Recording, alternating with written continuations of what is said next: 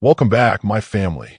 Before we jump into today's horror stories, don't forget to like, subscribe, and share this video with your friends and family. Your comments and likes really help YouTube push our video and show you even more stories. I'd also love to know, where are you watching from and what time is it there? Drop your answers and suggestions in the comments, and who knows, I might give you a shout out in the next video. Thank you for being here and for all your amazing support. I've worked in Alaska long enough to know the ocean doesn't care about your schedule. It doesn't care about your experience, your confidence, or how carefully you plan the patrol. It only cares about physics, tides, suction, and the weight of your body on ground that looks solid until it isn't. That morning, I launched a small kayak off the Cook Inlet shoreline. The air had that damp chill that sinks through a jacket, but never quite freezes you. Fog hung low, swallowing the far bank and blurring the horizon. My job was simple: check for illegal campsites along the coast, make notes, and be back before the tide turned. The tide in Cook Inlet is infamous. It runs faster than a man can sprint, 20 feet of rise and fall in hours, not days. I reminded myself of that as I paddled into the fog, the water slapping quietly against the hull. An hour in, the fog thickened into a wall. I lost the shoreline and felt the kayak slow, then scrape. At first, I thought it snagged on a log. When I pushed with the paddle, the blade sank into mud, not water. The kayak had grounded on the tidal flats. Tidal mud is not the kind of mud you played in as a kid. It's gray glue, a mixture of clay and silt so fine it acts like liquid when disturbed. Step wrong, it will grip your boots with a sucking sound, each pull heavier than the last. I tried to shove off with the paddle. It bent like a bow and barely moved the boat. The fog closed behind me, cutting off even the faint memory of the shore. That's when the silence hit. No gulls, no waves, just my own breath and the slow tick of mud bubbles popping. I had two choices: sit tight and hope someone noticed I was late, or crawl for land before the tide came back in. The tide waits for no one. I climbed out carefully, spreading my weight by lying forward across the mud and moving slow, like crawling on thin ice. My boots sank anyway, not deep, but enough to tell me speed would be death. I tied a rope from my waist to the kayak so I wouldn't lose it in the fog. Then I started crawling, elbows down, knees wide, paddle in hand like a snowshoe to spread the load. Every move made a wet, sucking sound. Every few feet, I dropped something bright from my gear: a glove liner, an orange dry bag, even my water bottle. Markers in case I didn't make it, and someone had to follow. Half an hour of crawling and the fog only thickened. My arms trembled. My thighs burned. Then I heard it, a long, low horn rolling through the mist. It wasn't a ship, not that close. It was the inlet itself, the way air whistles through shifting channels when the tide starts to push back.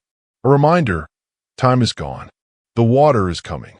The sound carried through the fog like a warning from something huge and unseen. My skin prickled even though the air was cold. The mud softened under my knees. I pressed the paddle down and felt it plunge through a slick layer into water beneath. Overflow. I cursed and scrambled flat, spreading weight, trying not to thrash. The mud burped up icy water that lapped against my thighs. The tide was already pushing in under the surface, filling the flats for below. My calves cramped as I yanked free of my boots. Better to lose them than to lose myself.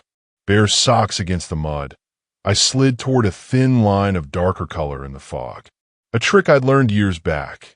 Eelgrass grows where the ground is firmer. It felt endless. My arms shook like wet branches. My chest ached from crawling low, sucking cold fog with every breath. Behind me, the sound of water grew, a hiss, then a lap, then a slap. I kept my eyes on that dark strip ahead. Every few feet, I muttered, closer, closer. It gave rhythm to the crawl, kept panic from freezing me in place. Finally, my hand smacked something rough. Stiff blades of eelgrass poked up like needles. The mud here was firmer, still sucking, but not bottomless. I pulled myself onto it and rolled onto my back, chest heaving. The first visible surge of tide slid over the flats behind me, swallowing the trail I had crawled. The bright gear I dropped bobbed for a moment, then vanished. I don't know how long I lay there, minutes, maybe more. Then the fog shifted, and a shadow moved toward me. A skiff's bow slid out of the gray, engine coughing low. The rescue boat had been tracing the shoreline, following the bright orange dry bag I'd tossed earlier. My breadcrumb trail had worked. They pulled me aboard with cold, numbed hands. My socks were gone, my pants soaked, my fingers blue. But I was breathing. At the ranger station, someone joked that at least I didn't lose the kayak. I laughed because that's what you do, but later alone, I couldn't stop shaking. The mud flat doesn't roar like a bear or howl like a storm. It whispers. It pulls at your boots. It waits for the tide to do the rest. Every patrol since then, I double-check my tide charts. I carry more tape, more bright gear to drop if I need it. And when the fog rolls in, I never, ever trust the silence. Because I've heard the horn of the inlet, and I know what it means. A quick announcement here. If you're still here and enjoying these stories, but haven't subscribed yet, please take a second to do so. Drop a comment too. It really helps push the video out to more people. Your support means everything, and it truly makes my day. I left the cabin in air so clear it stung. Snow squeaked under my skis, the kind of dry cold that makes every sound thin and sharp. My breath rose in slow ribbons. A pole-mounted orange flag marked the start of the patrol trail. Beyond it, 23 miles of low spruce, frozen creeks, and one wide lake I always skirted. I had a sled behind me with a repair kit, a small stove, and an extra sleeping bag, enough to last a night if I had to. I didn't plan to. The forecast said light wind and high clouds. Easy day. I clip a roll of bright pink survey tape to my chest strap. Every 100 yards, I tore off a ribbon and tied it to a willow stem, my breadcrumb trail. The route between cabins wasn't tricky, but wind can erase even a confident memory. Tape is cheap. Pride is expensive. An hour in, the sky lost its blue. It didn't go gray so much as it went blank. A thin haze drew across the sun until it was a pale coin you could stare at without blinking. I checked the tiny thermometer on my zipper pull, 10 below. No cause for trouble. I kept moving. The first flake hit my cheek like a pin. Then the air filled with them, small, hard, and fast. The horizon flattened. Trees became smudges, then smears, then nothing. That fast, the world folded into white. Okay, I said out loud, because talking makes you real when the world tries to blur you out. Okay, tape every 50 yards now. I set the sled's brake and tied another ribbon. I had skied this stretch so many times I knew the shape of it with my eyes closed.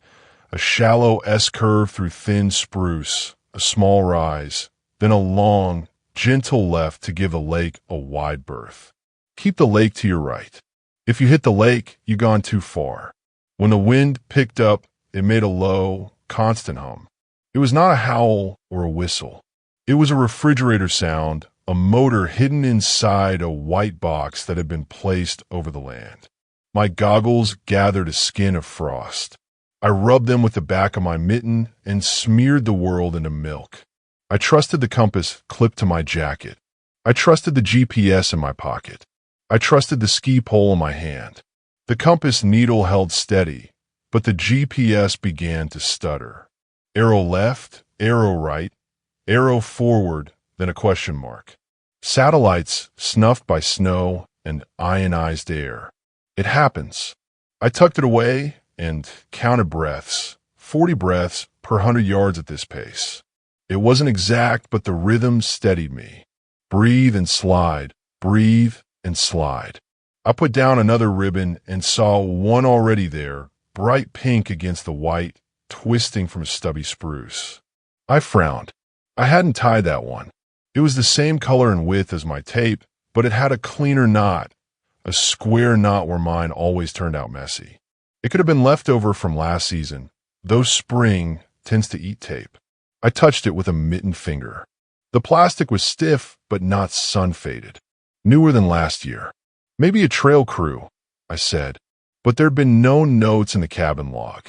We sign when we pass through. We always sign. I moved on and found another, and another, space closer than mine, leading me gently to the right, toward the lake. Don't get cute, I told myself. I knew the map. The safe line held the lake at a distance, a pale suggestion of gray that on clear days reflected sky and made a wide, beautiful mirror. In a whiteout, that mirror becomes a trap. The snow on top looks the same as snow on land, but heat from water creeps up through the ice and lays a skin of slush between layers. We call it overflow. Step in it, and it can lock around your boot like wet cement. Pull wrong, and you rip your binding or wrench a knee. Spend too long wrestling in that cold, and your brain starts to slow. I kept my course. The wind pressed on my left shoulder. My left cheek burned. That was right. The lake should be to my right, wind crossing from the north. Downhill, slope tucked under my left. That matched the mental map. Then my right pole punched through. Not all the way, just enough to make sound I hate. A wet gulp. I pulled it up, and the basket came out shiny. Overflow. I stopped dead. Sweat cooled on my back under the pack straps. The sled creaked behind me as it settled. I stared at the whiteness and felt stupid and small. I took a step backward, slow and flat, keeping my weight spread over both skis. I probed again, ahead and left. Solid. Ahead and right. Gulp. The false ribbons continued to the right, bright petals in snow, promising a way that did not exist. I don't know who first learns this lesson, but every ranger hears it. People will follow signs even when their gut says no. Put a sign on a door that says exit, and they'll walk into a closet. We fight that habit with training and routine. Trust your plan. I'll look back to find my own tape. The wind had already half buried the last ribbon I'd tied. Only an edge of pink peeked out of snow lip. I brushed it free with gentle hands. There you are, I said. That's the conversation we're having, not that other one. Another gust. My goggles went milky again. I took them off to wipe them, and the cold slapped my eyes so hard they watered and blurred. I blinked into burning and put the goggles back on. Fingers fumbled. I forced them steady. When you hurry with cold hands, you lose your hands. I didn't turn around. Turning around feels like giving up. Instead, I set the sled brake and unclipped the tow line. I needed to lighten my footprint and be able to crawl if the next steps went bad. I took out the small coil of cord I keep for emergencies, tied one end to the sled and the other to my harness. If I had to belly slide across something tricky, I didn't want to lose the gear I might need later. Then I dropped to my knees. Crawling on skis looks ridiculous and feels worse. The trick is to keep weight low and wide. Slide the skis forward a hand's breadth at a time, and probe with the pole before each move. I counted it out. One probe left, one probe right. Move the left ski, move the right, breathe, repeat. My breath bounced back off the goggles and iced my eyelashes. The hum of the wind thickened, and the sky came closer, as if the storm wanted to put its hand on my head. Somewhere in that blankness, the lake's surface shifted. You can't see in a whiteout, but you can hear it under the noise, a far, slow crack, as if a door somewhere opened and closed in a large empty house. I found a strip of stiff willow twigs poking through the snow. Good sign. Willows like shallow water at the edge, not the middle of a lake. I angled left, away from the gulping spots, and told myself the simplest story I could hold. Keep the lake to your right. Feel the slope under your left. Find your tape. 50 yards. 50 yards and a ribbon and a breath. When I finally bumped my glove against another of my own ribbons, a sloppy, not on a bent stem, I laughed out loud. It sounded wrong in the white, a bark torn apart and thrown away. But it was a real laugh. I tied a second ribbon on the same stem like a bow and looked ahead. The land rose there, faint but true, a small swell that matched the mental map. If I could top that, I'd drop back into the S-curve through the spruce, and the trees would break the wind. I took one step, then another. The ground under my skis turned from flat to an almost maybe incline.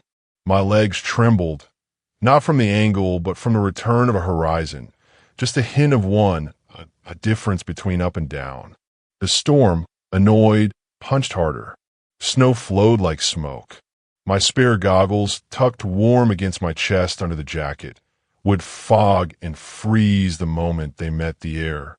I kept the pair I had, even though the ice at the edges narrowed my world to a tunnel. You count different things in a whiteout. I counted heartbeats from one tape to the next. I counted the squeaks of snow under my skis. I counted the slow glide of the sled behind me when I stood, testing whether it would move true or yaw and drag me offline. When fear rose like fast water, I counted my breaths until I could feel the air go all the way in and all the way out again. At the top of the swell, I dropped flat to the snow and slid forward on my stomach, pushing the skis ahead with my hands. The ice under me groaned once, old sound from old cold, and stayed quiet. No gulp, no give. Trees appeared out of the white like secrets being told, black pencil lines at first, then full shapes. Their bark wore thick pads of rime that made them fuzzy, like animals sleeping on their feet.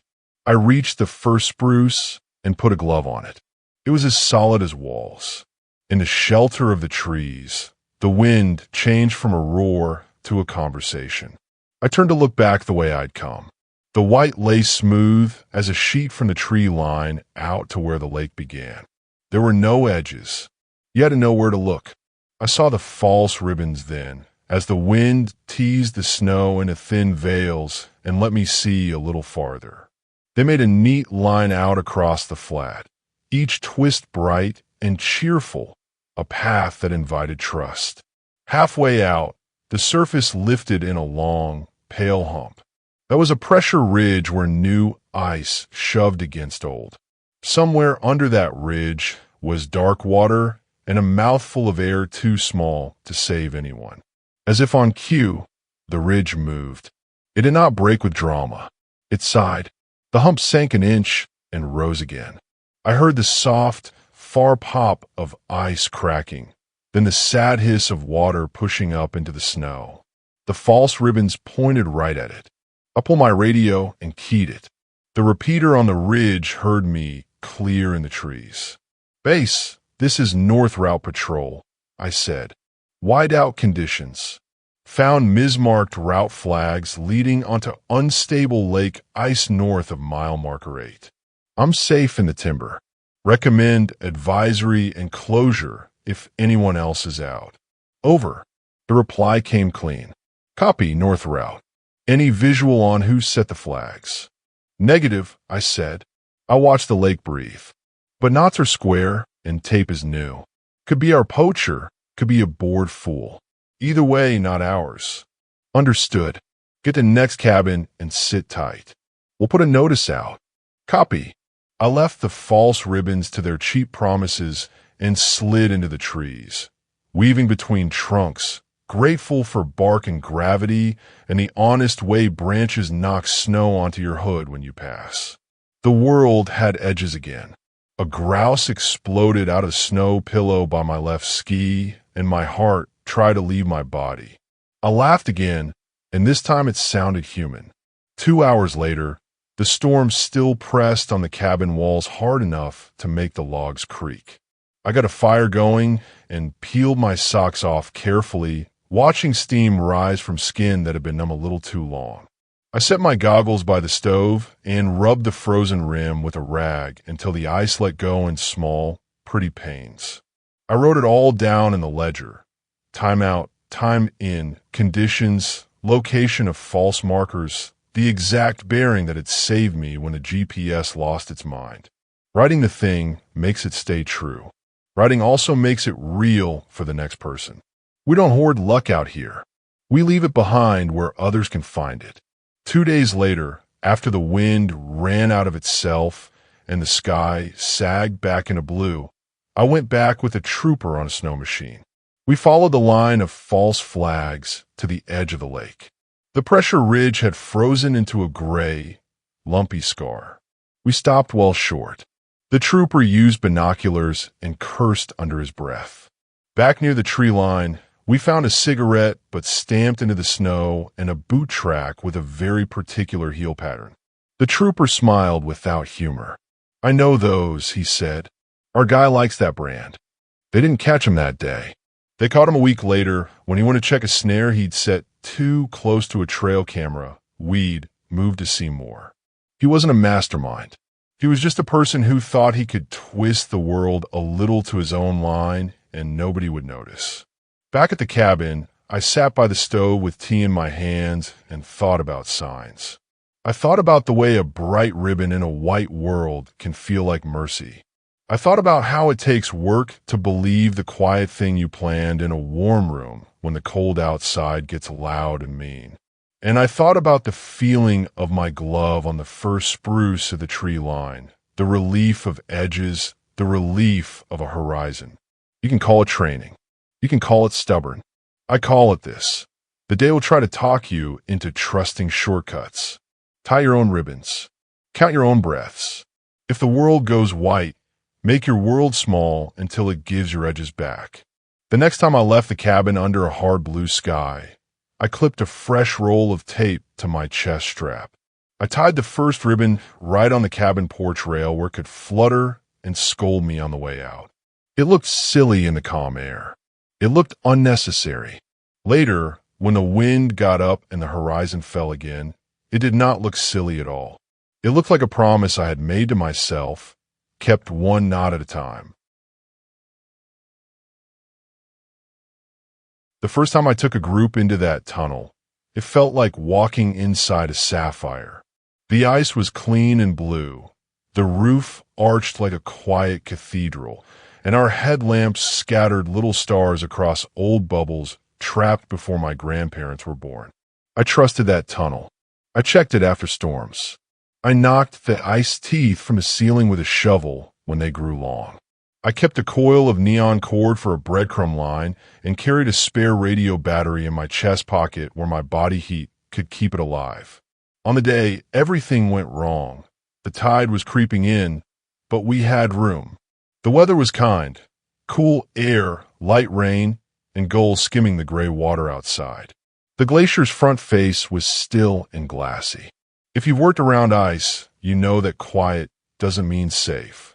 It means listen. I did the safety talk twice. Once at the van, once at the mouth of the cave. Helmets on, headlamp checks. Keep 3 steps between you and the person ahead. I said, if I stop, you stop. If I tell you to sit, you sit. If I say drop, you drop. No hero moves. We stay together. If you feel tight in your chest, say so. We breathe through it. This place is beautiful, but does not care about us. They nodded like people nod in front of a roller coaster. Eager, not scared yet. 6 today, a couple in their 20s on their honeymoon, a retired teacher with strong legs and worried eyes, a solo photographer with more lenses than layers, a teenage boy whose hoodie was a poor choice, and his aunt who had booked the tour because he needs to look at something other than a screen. I found that funny. The cave is a screen that shows you time. We stepped onto crunchy ice rubble at the entrance. Meltwater ran in thin streams along the edges, whispering. Cold air breathed out from the tunnel, colder than the gray day. I went first, knocking drooping points from the ceiling with the blunt of my shovel. They call them daggers, And that sounds dramatic, but really they're just ice cones that will land on your neck if you ignore them. Inside, the blue wrapped around us. Headlamps made halos. I tied the neon cord to a buried screw at the entrance and paid it out as we moved. The floor was slick but not glass. Our crampons bit with a comforting scratch. Every 10 steps I looked up, not ahead. The ceiling is the true path. Halfway in, the humming started. The teacher flinched. "What's that?" she asked. "Glacial drum beats," I said. "Air pockets popping. The ice flexes with tide and heat. It talks like that." I didn't say the rest, that a change in tone can mean a roof settling or a wall thinning. There is useful fear and there is noise.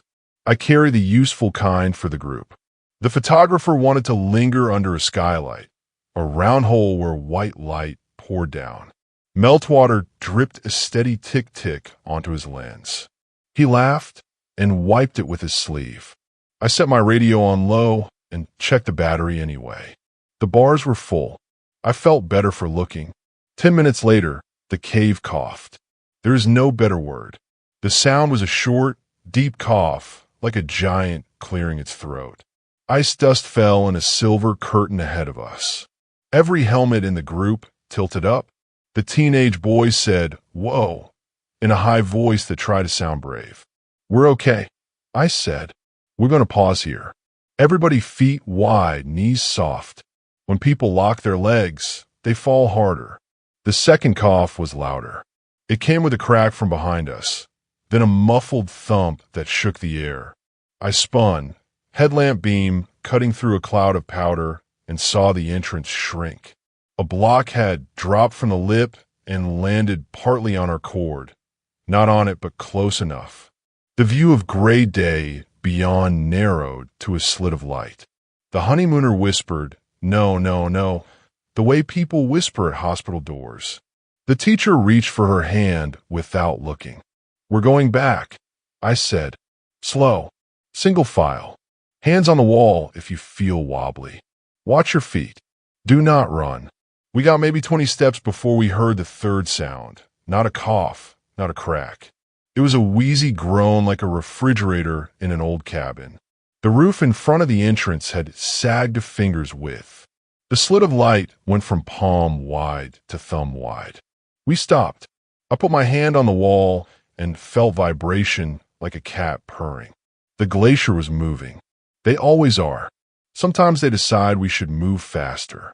"New plan," I said. My voice stayed calm because I have practiced keeping it calm even when I have to chew through it. "There's a seam on the left that's tight but passable. We make that our door. I'll open it. We'll go one at a time. I'll be last." The teacher frowned. "Isn't that deeper?" "It's shorter," I said.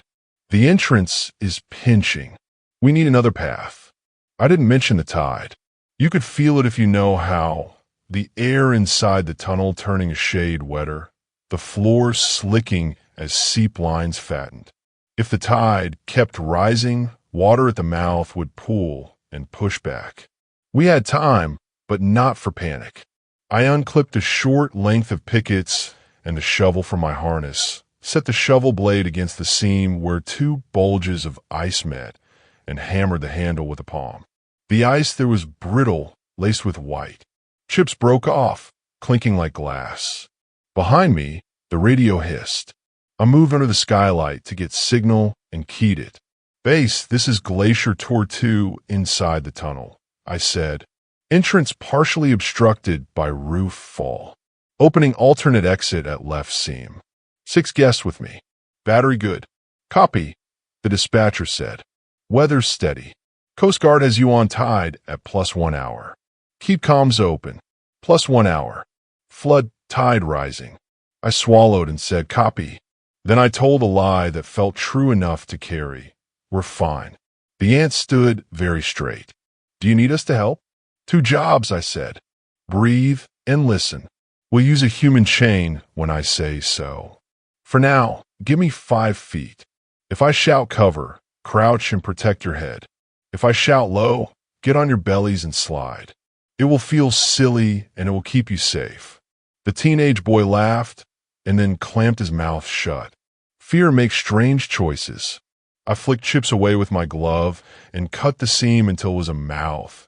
Not a smile, but a thin line that a person could maybe squeeze through if they exhaled and believed in their ribs. The honeymooner made a small sound again. I tested it with my shoulder and got stuck on purpose to learn where the tightest points were. The shovel made a step. The pickets made another. I braced them like ladder rungs. When I backed out, my jacket scraped and left a line of dark on the ice. "Okay," I said, breathing hard. "We'll go smallest to largest, so we don't jam it. Backpacks off. Camera bags off. You can push your bag through ahead of you once your shoulders are past." I knew the photographer would hate that. He did. I met his eyes and said, "Your gear wants you to live so it can see sunshine again." He snorted and took off the bag. I pushed through first to show the line. It is an odd thing to teach with your body, to be the example and the message at the same time. I put my arms out in front of me like a diver, set one elbow, then the other. I breathed out and let the air go so my chest would soften. I slid the shovel through, then one knee, then the other, then I counted to 3 and wriggled my hips with a small kick. I spit my belt. A quick shove, a scrape, and I was through. The floor dropped a foot on the far side, and my boots skidded but held. I turned and grinned back. "It's not fun," I said, "but we can do it." The teenage boy went first. He was wiry and brave in the way of kids who scare easily but bounce back fast. He breathed loud, shoved, made a noise like a squeak toy when his hoodie snagged, and then popped free. He stumbled into me, and I grabbed him by the elbow. "Nice," I said. His aunt followed, face pale and set. She tapped my wrist twice when she was through, the way people do on a ladder when they need to prove to themselves they survived a step. The photographer came next. He slid his camera bag ahead, then his body, then thought better of the bag and tried to pull it back at the last second. The bag wedged, making the slit smaller for everyone behind. I felt my throat go tight. I put my mouth to the seam near his ear and said, as calm as I could make it, "Let it go. We'll get it after. Let it go." He did. Gear is heavy in every way that matters. It hit the floor on my side with a thud that echoed the hum in the roof. The teacher came with short, fierce breaths, counting under her breath. "In for 4, out for 6, she said. "In for 4, out for 6. I said it with her until she was through and surprised herself with a shaky laugh. The honeymooners were last. The man tried to let his partner go first. She insisted he go. He pressed his face into the ice, eyes big. He stuck, got panicked, tried to back out, and jammed harder. I put my hands on his shoulders from my side and said, "You're okay. Wiggle your hips. Exhale, then exhale more. You think you have no air left? Blow it one more time. Then push your left knee to me. Left knee. Good. Again." He moved. The seam scraped his jacket. He groaned. He came through. The woman followed fast, as if she was afraid the cave would change its mind and close. When she landed in the small hollow with us, she grabbed my sleeve and didn't let go for 3 seconds. That was fine. All 6 stood in a cluster. The slit behind them looked smaller now, though that could have been my eyes. "Headlamps up," I said. "We're going to make a human chain. I'll go first. You will put one hand on the shoulder in front of you low, so if they slip, you feel it. We move one step at a time, flat feet to avoid punching through soft spots. If I say low, we go belly. If I say freeze, we freeze." The floor ahead was a glaze of melt that shined like metal. The tide was working on us from outside and underneath. I tested with the shovel handle. The ice rang solid, but the top layer had the slick of a kitchen counter. I dug the shovel's blade into a crack and jammed it there like a step. I put my boot on it and trusted my weight to the tool. The metal creaked. My leg shook. It held. "Step to the shovel," I said. "One at a time. Right foot on the blade. Left foot where my left foot goes. If you're cramp and scrape, that's good. That's purchase." The teenage boy said, "This is like a video game." The aunt said, "This is not like a video game." They both sounded a little better for saying it. Halfway across the slick patch, the roof spoke again. The refrigerator hum went from low to louder for 3 whole breaths, then cut off. Silence is worse than noise in a cave. It feels like the pause before a verdict. "Lo," I said. My voice surprised me with its softness. We slid down, stomachs to ice, hands forward. The meltwater soaked my sleeves and ran into my gloves. Cold stabbed my wrists. The teenage boy hissed. The teacher swore, a quiet word you would expect from a hunter, not a classroom. Something above us let go. Perhaps an icicle, perhaps a fist-sized block. It landed near my boot and shattered into harmless glitter. We waited. The roof did not follow. I said up. We went up. The last bend opened to gray daylight, like a second chance you didn't think you had. The slit was narrow but bright. The air tasted like salt. You don't think of glaciers as salty, but the tide puts it in the mist. At the mouth, the entrance had pinched to the height of a car window. Slush had pooled. I cleared the leading edge with the shovel, chopping out a little sill. "On your hands and knees," I said. "Head first. I'll keep the edge off your helmet." We went through like kids under a fence. The teacher got stuck at the hips and kicked back, then laughed at herself for kicking a glacier. The photographer reached back for his camera bag and then didn't. When the honeymooners came, they didn't let go of each other's sleeves. We burst out to a world of fog and gulls and the gentle, lying slap of tide water against stranded ice blocks. The day looked the same as when we went in, and completely different. I realized my hands were bleeding. The shovel handle had raised small blisters that the cold had hidden. Now that we were warm enough to feel, they sang. I wrapped them in the dry bandana I keep for nosebleeds and dignity. The teenage boy shook like a dog and hooped. The aunt laughed and cried at the same time, tears salt on her lips. The teacher sat down on a block of ice and stared hard at nothing for a while. The photographer looked at the cave and then at his empty hands, then at the cave again. "I'm not going back in there for the bag," he said. "I thought I would. I'm not." "Good choice," I said. I keyed the radio. "Base Glacier Tour 2 is out. All accounted for." My voice sounded flat. "Relief does that. Entrance is compromised. Recommend closing the site until we reassess at low tide." "Copy," Tour 2 dispatch said. "Nice work." We walked back along the moraine, the rocks rolling underfoot like knees. The group got talky in the way people do after fear. They compared scrapes and told their versions of the last 10 minutes. Their stories already had different details than mine. That's common. The cave doesn't care which version we keep.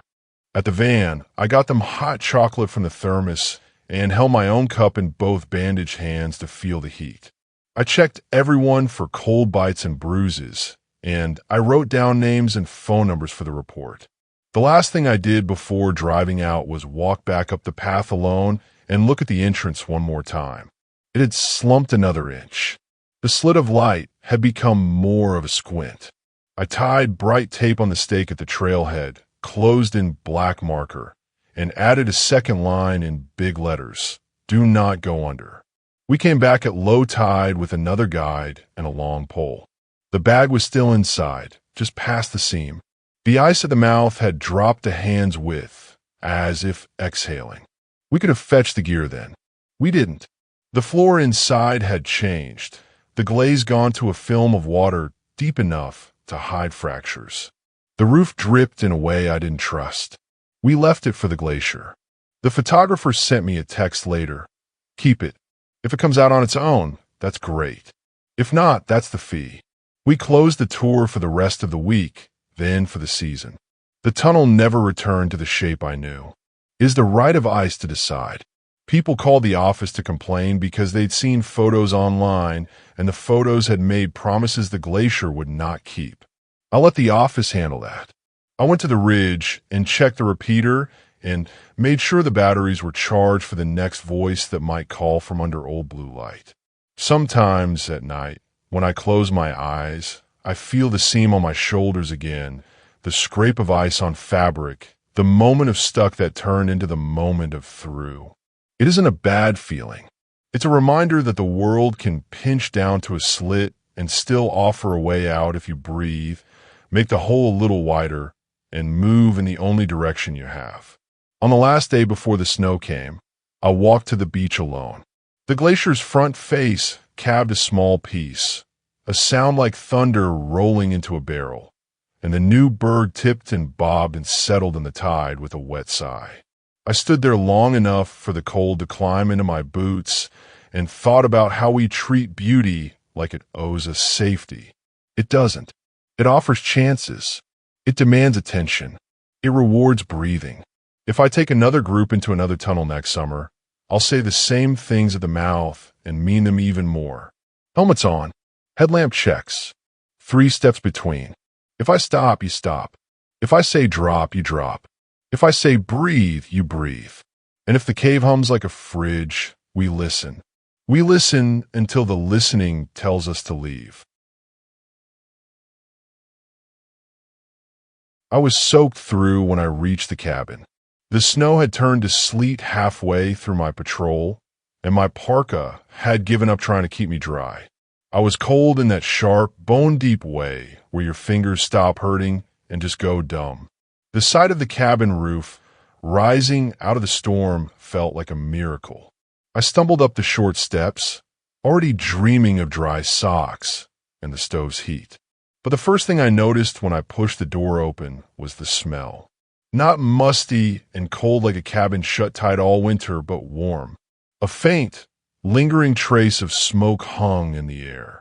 The second thing I noticed was the stove. It wasn't cold and dark, but already alive. The iron was warm to the touch. For a moment, I thought another ranger might have beaten me here. That wouldn't be strange. There were overlapping patrol routes. But when I checked the ledger on the shelf by the door, the last entry was 3 weeks ago, and it wasn't signed by anyone I knew. Today's date was blank. No one had signed in. That unsettled me more than I wanted to admit. I told myself it could have been a passing hunter or maybe a trapper cutting through early. People sometimes use the cabins in emergencies. We don't like it, but no one would rather find a frozen body outside. Still, it bothered me that someone would use the cabin and not leave a note. It's an unwritten rule. Out here, those rules matter. I peeled off my wet gear and hung it by the stove. Whoever had been here before me had been neat, with stacked evenly, kindling split small, even a few matches left in a dry jar. They hadn't stolen anything obvious. My food cache was untouched, but I couldn't shake the feeling of stepping into a room where someone had just walked out. That night, as the storm roared outside, I woke to a sound. Slow, deliberate crunches in the snow around the cabin. I held my breath and listened. At first, I thought it might be an animal, but the steps were steady, measured. Not wandering like a moose, not scampering like a fox. It sounded like a person circling the cabin. I sat up, every nerve on fire, and grabbed my flashlight. When I swung the beam out the window, the storm blurred everything. White streaks of sleet, swirling and hissing. The footsteps had stopped. In the morning, I went outside to check. My stomach tightened when I saw them. A single set of prints circling wide around the cabin. The strange part was how careful they were. They never overlapped with my boot tracks from the night before, as if whoever it was had avoided stepping where I had stepped. The prints led into the trees, shallow and uneven, as though the person was limping. The unease grew heavier. This wasn't some prank. Whoever it was, they'd been watching, and they didn't want me to know how close they'd come. I spent the day splitting more wood and keeping my radio handy. The storm hadn't let up enough for a helicopter or snow machine run. I kept telling myself I'd see another ranger soon. But when night fell, I couldn't help myself. I set my sleeping bag closer to the stove, knife within reach. I didn't expect to need it, but it made me feel less exposed. The next morning, while refilling the wood box, I caught a faint thread of smoke curling above the tree line. Not from my chimney, but farther north. I followed it through the storm until I came to a sagging lean-to, half buried in snow. The tarp was torn, the frame crooked. Inside lay an older man, wrapped in a filthy blanket.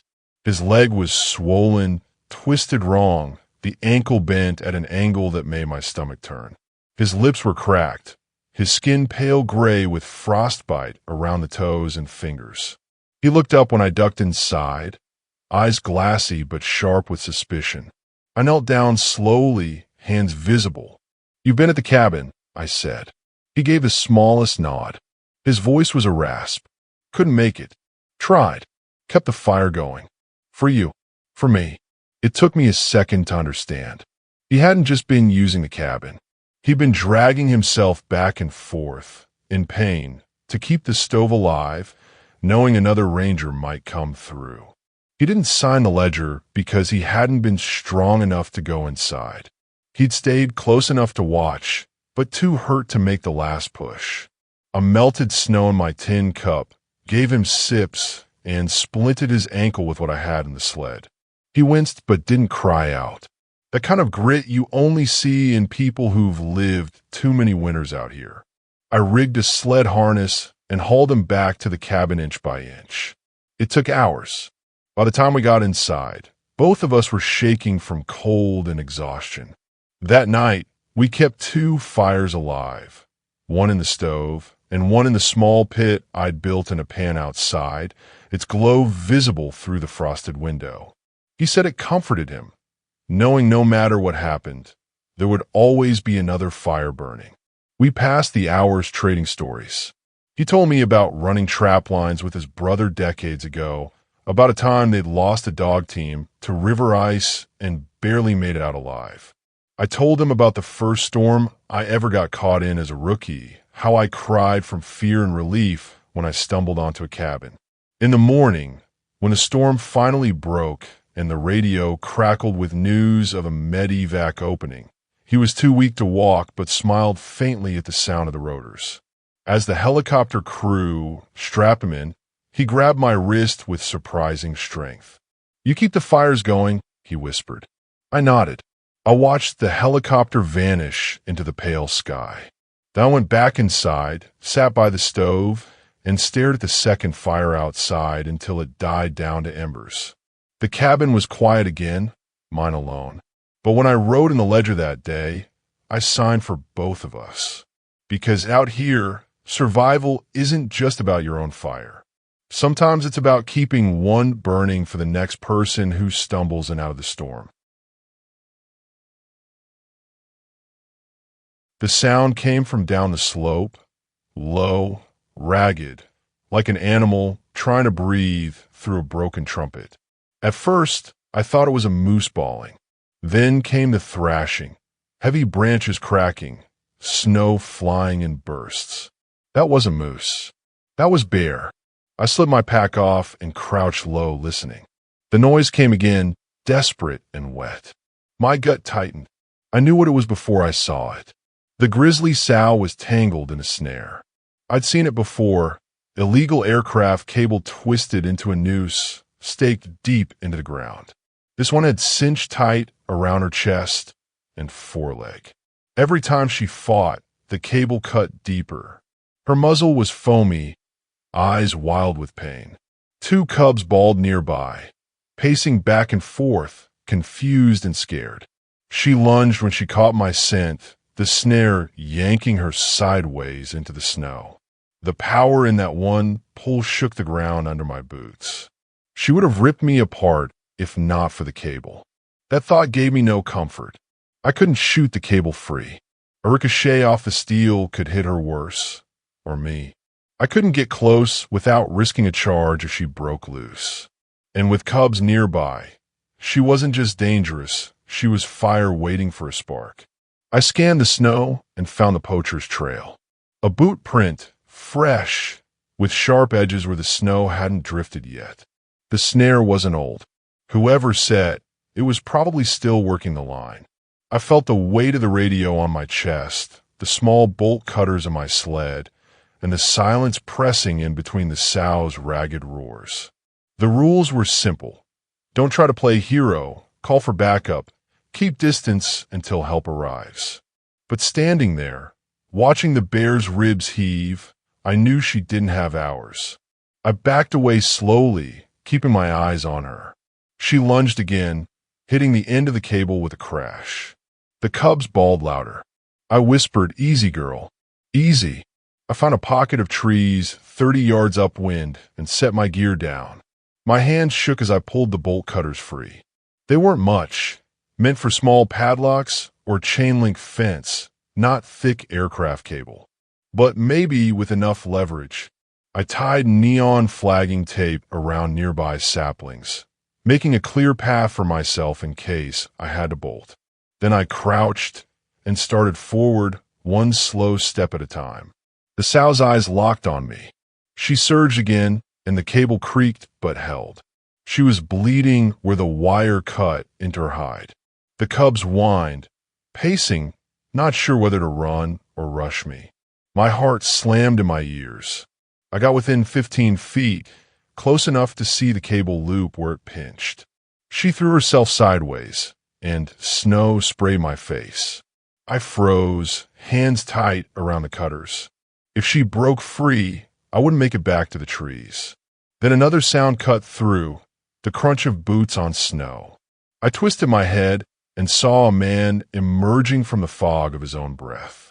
Rifle slung, face hidden by a hood. He froze when he saw me, cutters in hand, the bear between us. For a heartbeat, the world narrowed to the three of us. Me, the snared sow, and the man who'd put her there. His eyes flicked to mine, then to the bear. His jaw tightened. Without a word, he turned and bolted back down the trail, his footprints sharp in the snow. He didn't even try to take the rifle off his shoulder. I let out a breath I hadn't realized I'd been holding. My hand steadied just enough to crouch lower, slide closer, and clamp the cutters around the wire. The sow bellowed, twisting, the cable straining like a live snake. I pressed down with every ounce of strength. The cutters slipped bit again. The wire gave with a metallic snap. The sow exploded upward, cable whipping through the air. I threw myself sideways into the snow, heart hammering. For one dizzy second, I thought she'd turn on me. But she didn't. She staggered, shook her head, and limped toward the cubs. They rushed to her side, and together they vanished into the timber, leaving only churned snow and blood behind. I lay there, gasping, until the silence pressed in again. My fingers ached from gripping the cutters. My chest felt hollow, like I'd just given a part of myself to the snow. Back at the trailhead, troopers caught the man. His boots matched the prints I'd seen. On his phone were photos of other snares, other animals. He didn't say a word when they cuffed him, just kept his head down. Later that night, in the safety of the cabin, I couldn't stop hearing that sound. The broken trumpet ball of the sow, the snap of the wire, the silence after she vanished into the trees. I faced storms, rivers, and cold that can stop a heart. But nothing has rattled me like standing between that bear and the man who wanted her dead. Because out here, the land doesn't just test you with weather or hunger. Sometimes it tests you with choices. And the hardest part isn't facing the animals. It's facing what people are willing to do to them. It was one of those nights when the sky looked alive. Curtains of green light twisted and danced above the ridge, throwing shadows that moved even when the trees didn't. I was at the repeater station, checking batteries and logging the night shift when my radio hissed to life. Mayday, Mayday, coordinates. The voice was thin, broken by static, but clear enough to make my stomach lurch. Channel 16 is no joke. You hear it, you respond. I grabbed my notebook, scribbled the numbers, and froze when I realized something. I knew those coordinates. A bush plane had gone down there last week. We'd already found it. No survivors. The aurora crackled overhead, stronger than I'd seen in years, and the voice came again. Mayday. Anyone. Fuel leaking. The same words, almost the same cadence, as if someone were pressing play on a broken recorder. I checked my watch. It was near midnight. Too late for tricks of atmosphere to be bouncing old calls around. Or so I thought. Still, I couldn't ignore it. I slung my pack, clipped the radio to my chest, and set off down the ridge toward the river bend. The snow crunched loud under my boots, every sound carrying farther than it should in the frozen air. The riverbed was a long scar of white between black trees. My headlamp beam swept across it, and I stopped short. There were tracks in the snow, fresh ones weaving toward the wreck site. Too small for an adult, uneven, as if whoever made them had been stumbling. The hair on the back of my neck prickled. I followed the prints. The Mayday calls kept repeating, fractured but steady, always on Channel 16. My radio bars flickered as if the aurora itself was tugging at the signal. At the edge of a cut bank, I found it. Not the plane. We already knew where that was, but a half-collapsed snow shelter dug under some drifted spruce boughs. A torn mylar blanket flapped weakly in the breeze.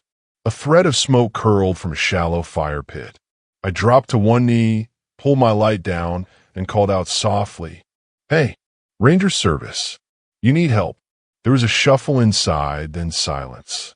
Finally, a thin voice answered, wary. "Don't take my stuff."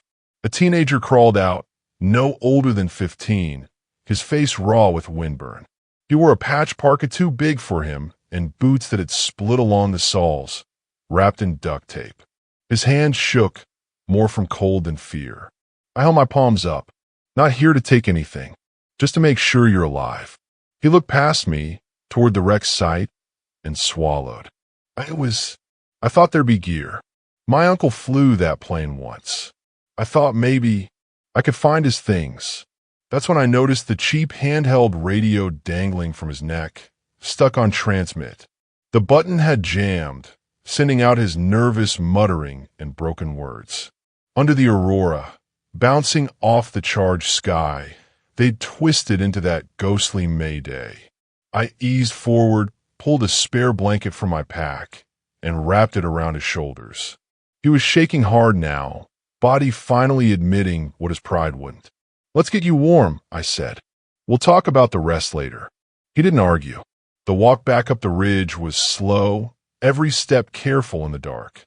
The aurora rippled above us, lighting the snow green and purple.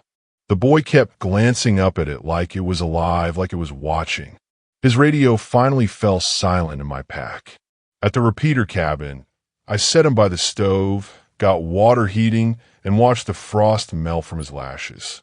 His eyes closed halfway, heavy with exhaustion. "You gonna tell my uncle?" he asked drowsily. "I'll tell him you're safe," I said. He nodded, content enough with that answer, and drifted asleep. I sat by the window, listening to the stove tick as it warmed, and glanced at my own radio. The channel was quiet now. No more ghost calls, just the hum of static, the faint whisper of charged air. Outside, the aurora still writhed across the sky, but it seemed calmer, like a warning had been delivered and its work was done. Sometimes the land throws storms or beasts at you.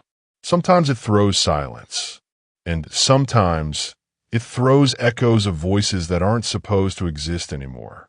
That night, I realized it doesn't matter whether you call it ghost, glitch, or accident of science.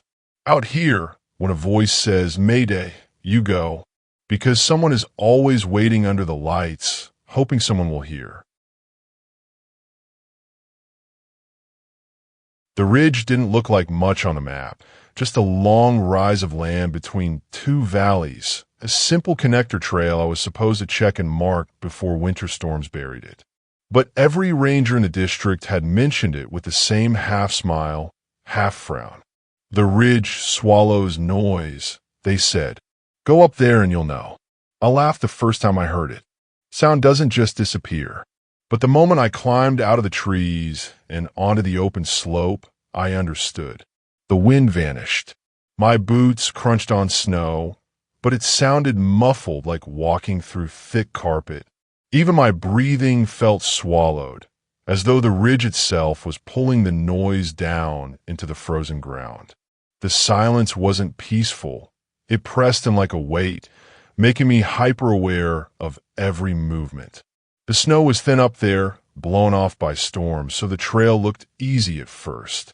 A line of faint indentations cut across the ridge, almost too perfect. I thought maybe they were old ski tracks, hardened and preserved. But as I followed, I realized they were too narrow, too deliberate, more like a game trail. The tracks funneled me toward a shallow dip that curved between two clusters of scrub alder. I stopped at the edge, uneasy. Something about it felt wrong. The alders grew thick, making a tunnel, and the snow inside the dip looked smoother, untouched by wind. My map told me this used to be the shortcut trail before a footbridge over a ravine had washed out years back. The official route curved far to the west now, avoiding the drop. Still, the shortcut looked almost inviting, like someone had cleared it recently. Boot prints overlapped the animal tracks, just faint impressions but fresh enough to catch my eye. Whoever they belonged to had walked that trail within the past week. I crouched and touched the snow. Hard crust on top, hollow underneath. A dangerous mix. I debated turning back, but curiosity gnawed. If hunters were carving illegal paths again, I needed to know. I set a marker flag in the snow and eased forward, testing every step. The air felt heavy, like I was walking under a blanket, the silence absolute. Even when a raven passed overhead, its wings beat without sound. Halfway through the alder tunnel, the ground shifted. A crack spidered beneath my boots, a dry, sharp sound swallowed almost as soon as it was born. I dropped flat on instinct, spreading my weight. The crust gave way under my chest, and suddenly I was sliding. The world tilted. Branches whipped past my face. My pack slammed against my spine as I skidded down a hidden slope. I clawed at the snow, hands burning, until I crashed into a tangle of half-frozen alders lodged over the edge of a black void. The ravine. I dangled half over it, boots kicking against nothing. My chest heaved, sucking in silence, so thick it felt alive. Below me, shadows yawned deep, the slope vanishing into dark. I forced myself to stop thrashing. Panicking meant falling. Slowly, I hooked one elbow around a branch and dug my other hand into my pack. My fingers closed on the throw bag I always carried for river work. My hands shook as I pulled it free, clipped the carabiner to my harness, and swung the rope in a shaky arc. The first throw missed. The second caught on a stump higher up the slope. I hauled myself upward, inch by inch, legs trembling, every pull scraping skin and cloth. The branches creaked, threatening to give way. The silence made it worse. I couldn't even hear my own struggle, just the pounding of blood in my skull. When I finally rolled onto firmer snow, I lay there gasping, staring at the washed-out trail. The boot prints I'd followed ended right where I'd fallen. Whoever had used that shortcut had either turned back or gone down into the ravine. The thought chilled me more than the wind. I crawled back to my marker flag, then staggered upright and forced myself toward the official trail. The moment I stepped off the ridge and into thicker spruce, sound returned all at once. The wind moaned through the branches. My own ragged breath rasped in my ears. Even the crunch of my boots sounded deafening. I didn't go back to the false trail. I logged it, flagged it, and reported it closed. The next crew would come with heavier gear to block it completely. Still, I can't shake the memory of that silence. The way it felt like the ridge wanted to erase not just sound, but me too. Out here, the land can test you with storms, with cold, with hunger. But sometimes it tests you with nothing at all. And the nothing is worse than any roar. Because when the world eats your voice, it's too easy to imagine it swallowing the rest of you next. The first thing I noticed was the color of the smoke. It was too dark, curling up against the pale gray of the sky in a place where it didn't belong. On the map, that stretch of land at mile 92 was supposed to be the safe side of the fire line. The backburn had been set hours earlier, and crews had sworn the flames wouldn't cross. But fire is never a thing you can swear about. I was running road closures along the highway, waving down late drivers and pointing them toward the detour when I caught it. A thin column rising just over the tree line, bending with the wind. At first, I told myself it was drift, some leftover patch of smoke curling from the main blaze. But then the wind shifted and the smell hit, fresh, acrid, biting in the throat. New fire. I radioed it in, voice clipped. This is Ranger North on mile 92. I got smoke on the wrong side. Confirmed backburn breach. The reply was static, then a flat. Copy, Ranger. Can you confirm any structures in the path? That was the part one dreaded. There were cabins scattered across that side. Not many half-abandoned homesteads, a few seasonal hunting places, but enough that somebody could be home. I left the truck on the roadside, pulled my bandana up over my mouth, and headed into the muskeg trail that cut toward the smoke. The air was already thick, drifting with fine ash that made the light strange, hazy gold around the edges. The first cabin I hit was empty, shutters bolted tight, firewood stacked neat. I knocked anyway, shouting above the crackle of distant trees. Nothing answered. I marked it safe and kept moving. By the third cabin, I found signs of life. A truck gone from the drive, tire tracks still sharp in the mud, but no sign of the owner. A neighbor told me later that a father had rushed back in for one more thing. At the time, I didn't know that. All I knew was that the smoke was thicker, the ash falling faster, and every step closer to the ridge line sounded like walking through paper being crumpled. At the last cabin on the trail, I spotted the truck. It was sunk nose deep in the soft muskeg, hood steaming, tires spinning mud when I got close. The driver sat slumped against the door frame, coughing, a shoebox clutched in his arms like treasure. "Hey," I shouted, jogging up, waving through the haze. "We have to move." He looked up, eyes streaming red, and shook his head. "Can't leave it." He lifted the box weakly. Inside were photographs, curled at the edges, black and white and color mixed. Family pictures, weddings, children on sleds, generations. I wanted to scream at him. The fire doesn't care about photos, about keepsakes, about the past. But looking at the way he held that box, I knew arguing would only waste time. "Okay," I said, steady as I could manage. "Then we take them with us. But the truck stays." He looked at the sinking vehicle like it was a dying animal. Then, with a shuddering cough, he nodded. I slung his arm over my shoulder, grabbed the box under one hand, and half-dragged him away from the road. The truck groaned as we left, one rear wheel sinking with a wet pop. The fire was closer now. I could hear it, a freight train roar behind the smoke. Embers hissed as they landed in puddles around us. The heat pressed like a hand against the back of my neck. We stumbled along the ditch line, a narrow strip where the brush had been cut low. The ground was uneven, mud sucking at my boots, but it was the only thing resembling a fire break. Every few steps the man wheezed, trying to apologize, trying to explain why he'd come back. I told him to save his breath. The shoebox grew heavy in my arm. The lid slipped, and a photograph fluttered out, spinning through the smoke until it vanished. For a second, I wanted to stop and grab it, but the wind shifted, and a gust of hot air drove us forward. By the time we staggered back onto the highway, my throat felt scraped raw. The world behind us was a wall of moving orange, flames leaping tree to tree.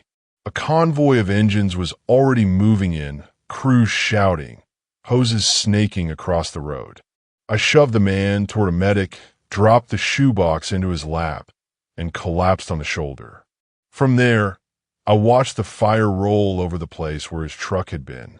The cab crumpled in the heat, glass bursting, metal sagging like wax. The shoebox sat safe in his hands. His shoulders shook, not from smoke now, but from something else.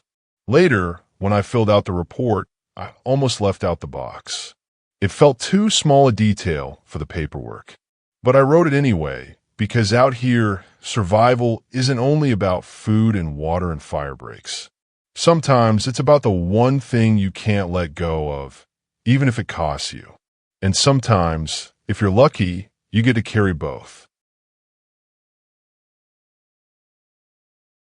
The river was loud enough to drown your thoughts. Even standing on the wooden platform above the waterfall, I could feel the spray on my face and the tremor of water pounding rock beneath my boots.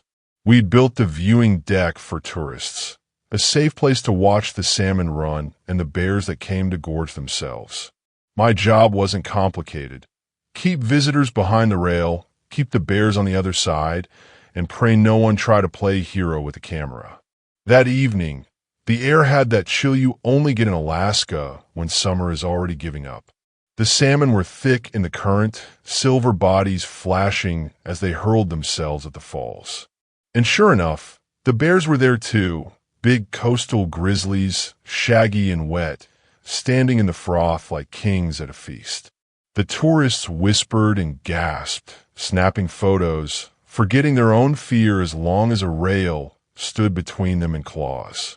I'd done the speech 3 times already. Stay behind the barrier. Don't feed the wildlife. Don't make sudden movements. But there's always one. I saw him out of the corner of my eye. A man in his 30s, camera slung around his neck, edging past the "Do Not Cross" sign. At first, I thought he was just leaning too far. Then his boot cleared the rail. "Sir," I barked, my voice barely cutting through the roar. Back behind the rail now. But he didn't listen. He wanted the shot of a lifetime. He stepped out onto the wet rock shelf, grinning at his friends filming behind him. That was when the nearest bear noticed. A massive male, scarred muzzle, water dripping from its chin. Its ears pricked forward. It rose slightly on its haunches, staring at the man who'd just crossed into its territory. My chest tightened. I yanked the flare pistol from my belt, loaded with cracker rounds, meant to scare, not harm. I fired into the air. The bang echoed, sharp even over the river, startling tourists and scattering gulls. The bear wheeled, but not away. Toward me. It dropped to all fours and came splashing through the river, head low, eyes locked. For one frozen second, I saw nothing but raw muscle and the yellow flash of teeth. I shouted to the man, "Move! Get back!" But he was rooted, camera clutched like shield. I stepped forward, waving my arms, trying to draw the bear's focus away from him. It worked too well. The grizzly veered toward the platform, hauling itself up the slick rock with terrifying speed. I backed up fast, and that's when my boot slipped. The spray had soaked the boards, turning them to ice. My feet shot out, and I went over the edge of the platform railing. The river swallowed me whole. The shock of the cold was a blade through my chest. I tumbled, slammed against stone, then wedged hard against a boulder at the base of the falls. My chest strap snagged, pinning me in the torrent. Water hammered my face, filling my nose, my mouth. I clawed at the strap buckle, fingers numb, lungs screaming. Above me, the bear roared, a deep, guttural sound that vibrated through the water. For a heartbeat, I thought this was it. Death by river, or claws, or both. I forced my frozen hands to obey, yanked the knife from my belt, and sawed at the strap. It gave with a snap. I surged free, coughing, dragging myself toward an eddy at the river's edge. My vision blurred, my arms shaking from exhaustion. Something bright, arced over the water, a rope bag thrown from the platform. A coworker's voice cut through the roar. "Grab it!" I flailed once, twice, then caught it with half-dead fingers. They hauled, dragging me across the slick rocks until I collapsed on the platform, water pouring from my jacket. My chest burned with every breath, but I was alive. The bear, startled by the shouting and the movement, had splashed back into the current. It loped downstream, huffing, more annoyed than afraid. The man who'd crossed the rail was shaking, pale as snow. His camera dangled useless at his side. His friends weren't filming anymore. I staggered upright, dripping, lungs rattling, and stared at him. "You could have gotten us both killed," I rasped. My voice was hoarse, shredded by river and fear. He stammered something. "Sorry, didn't think, just wanted," before his words died under the weight of silence from everyone watching. Protocol said I should have given him a warning, maybe even escorted him out with a fine. Instead, I wrote the citation on the spot, ink smearing on wet paper. His hands trembled as he signed it. When I finally sat down by the heater in the ranger shack, wrapped in blankets, the adrenaline drained and left me hollow. I could still feel the river's pull, still hear the thunder of the falls, still see that bear's eyes fixed on mine. The truth is, the rail isn't magic. It doesn't keep you safe. It's just wood. The only real barrier is respect for the water, for the animals, for the line between watching and tempting fate. That night, lying awake in my bunk, I thought about how close I'd come to being another name in the logbook, another story whispered to rookies about what not to do. And I thought about the man's face when I handed him the citation. Fear, shame, relief all twisted together. Maybe he'd remember that feeling the next time he thought about crossing a line. Maybe he wouldn't, but I would. Because once you've felt the river try to claim you, once you've looked into a bear's eyes with nothing between you, you don't forget. You don't ever forget. The storm had already started when I cut the engine. Rain slapped the sound in sheets, gray on gray, and the wind carried the tang of diesel.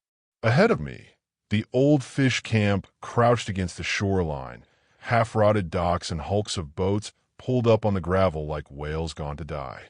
Locals called it the ferry graveyard, though the boats were mostly skiffs and longliners, not ferries. Still, the name fit. Rust and ghosts. I'd been sent to check a report of illegal fuel drums stashed on the island. It wasn't unusual. People cut corners, trying to hide barrels where inspectors couldn't see. But the storm and the hour made the place feel wrong before I even stepped off the skiff.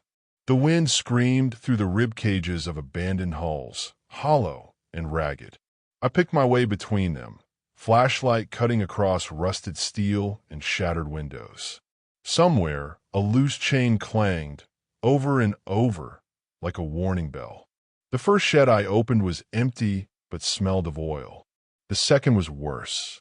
A chest freezer sat in the corner, lid locked down, humming faintly off a generator wired with sloppy cords.